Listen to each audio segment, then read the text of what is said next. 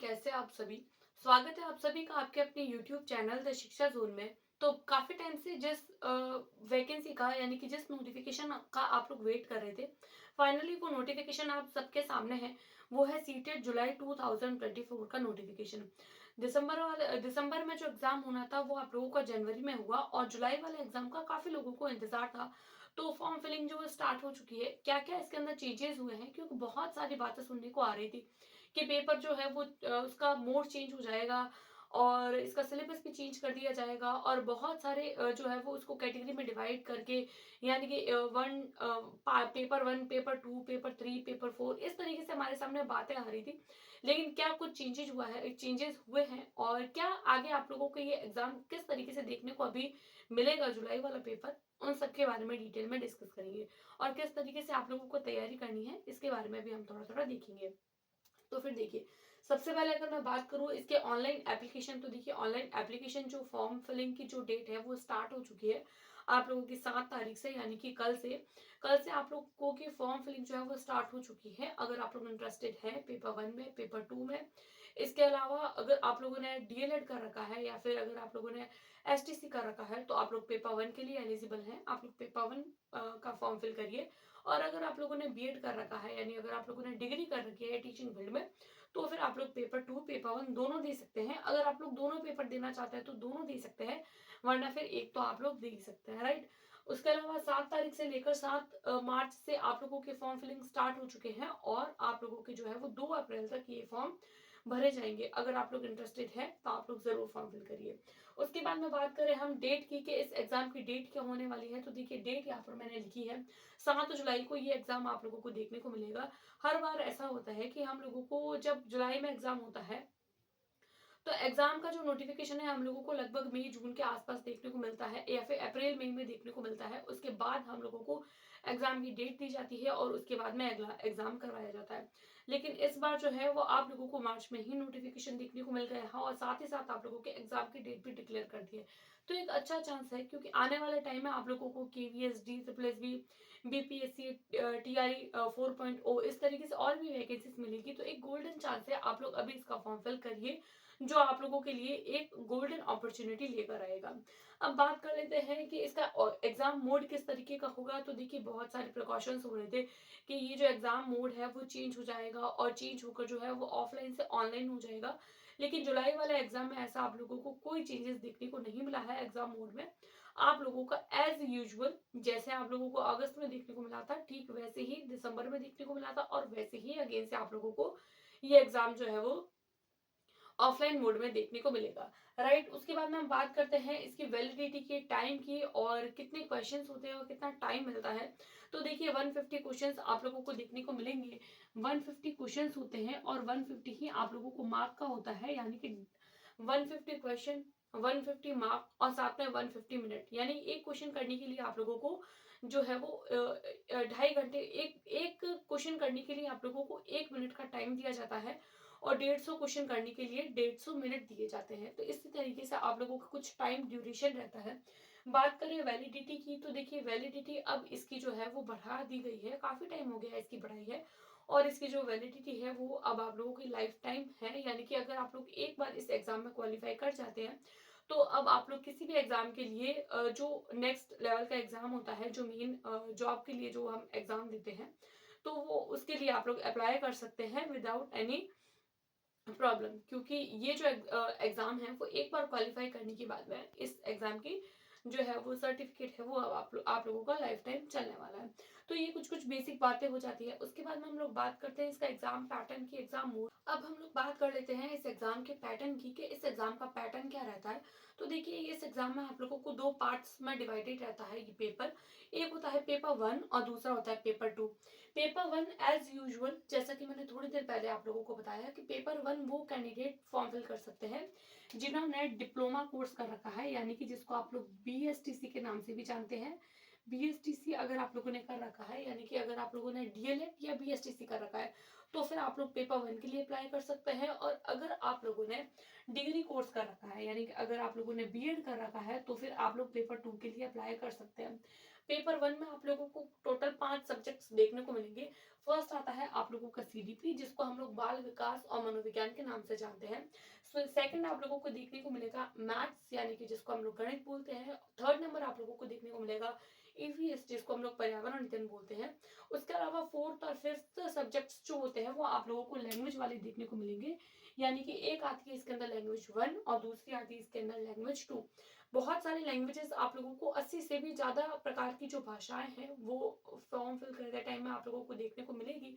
लेकिन अगर आप लोग चाहते हैं कि आप लोग दोनों लैंग्वेजेस में एक ही लैंग्वेज भरें, यानी कि अगर कोई कैंडिडेट ऐसा बोलता है कि मेरी तो हिंदी बहुत अच्छी है तो मैं first language and second language दोनों को हिंदी भरूंगा, तो देखिए ऐसा नहीं होता है। अगर आप लोगों ने फर्स्ट लैंग्वेज हिंदी भरा है तो आप लोगों को सेकंड लैंग्वेज कुछ और भरनी होगी, चाहे आप लोग इंग्लिश भरो, उर्दू भरो, संस्कृत भरो, कोई भी।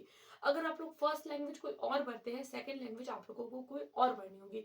सेम लैंग्वेज आप लोग चूज नहीं कर सकते। तो इस तरीके से ये पेपर 1 का डिवाइडेड रहता है। उसी तरीके से हम बात करें पेपर 2 की, तो देखिए पेपर 2 में भी आप लोगों को ठीक इसी तरीके का पैटर्न देखने को मिलता है। जैसे कि सबसे पहला आप लोगों को सीडीपी वाला पोर्शन देखने को मिलेगा, सीडीपी बाल विकास और मनोविज्ञान। दूसरा आगे ये देखिए, ये जो चीज होती है वो आप लोगों को 2 पार्ट्स में डिवाइडेड मिलेगी, यानी कि जो आपका लैंग्वेज वाला पोर्शन होगा 6th to 8 के लिए, जिसके लिए आप लोग टीचर बनते हैं, 2 पार्ट्स में डिवाइडेड रहता है। यानी कि अगर आप लोगों ने बीएससी किया है, यानी कि अगर आप लोगों ने ग्रेजुएशन साइंस सब्जेक्ट में किया है, तो आप लोगों को साइंस एंड मैथ्स का पेपर देना होगा।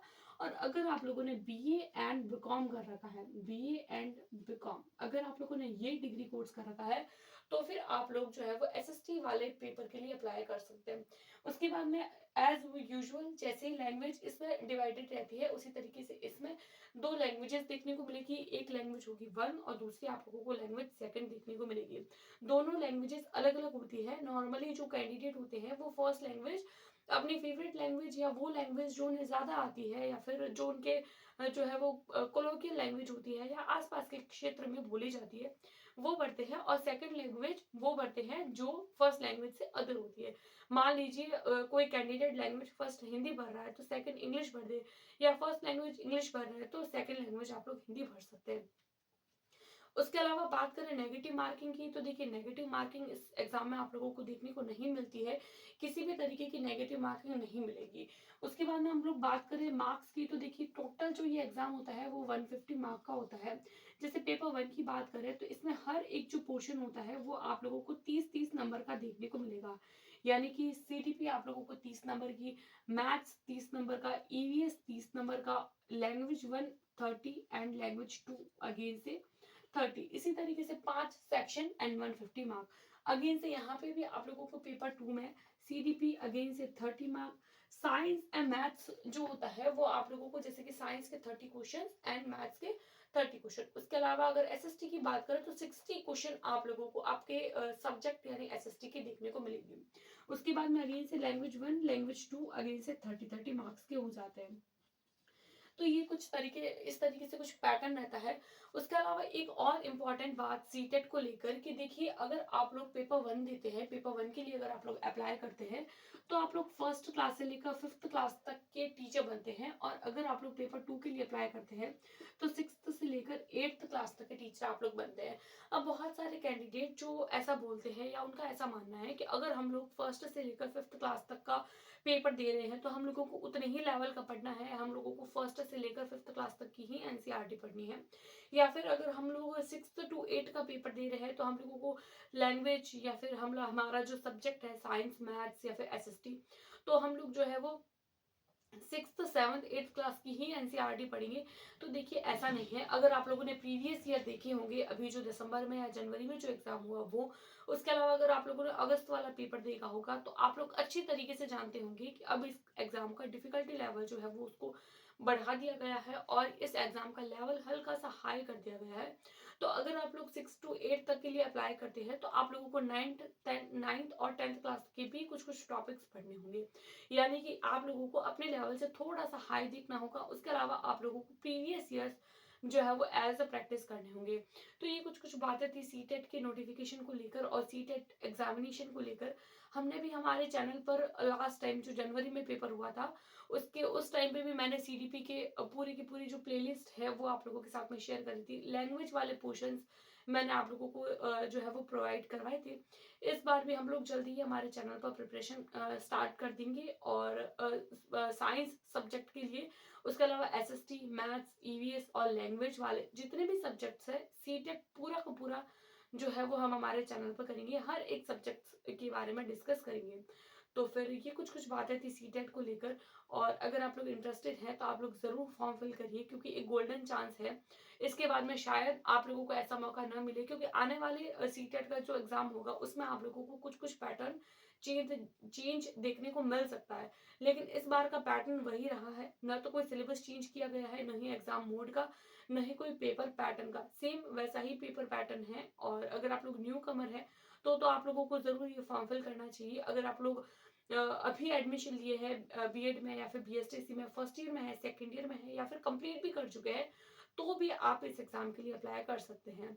तो ये कुछ-कुछ इन्फॉर्मेशन थी सीटेट को लेकर। आई होप आप लोगों को पसंद आई होगी। पसंद आई है तो please like, subscribe and share. Thanks for watching.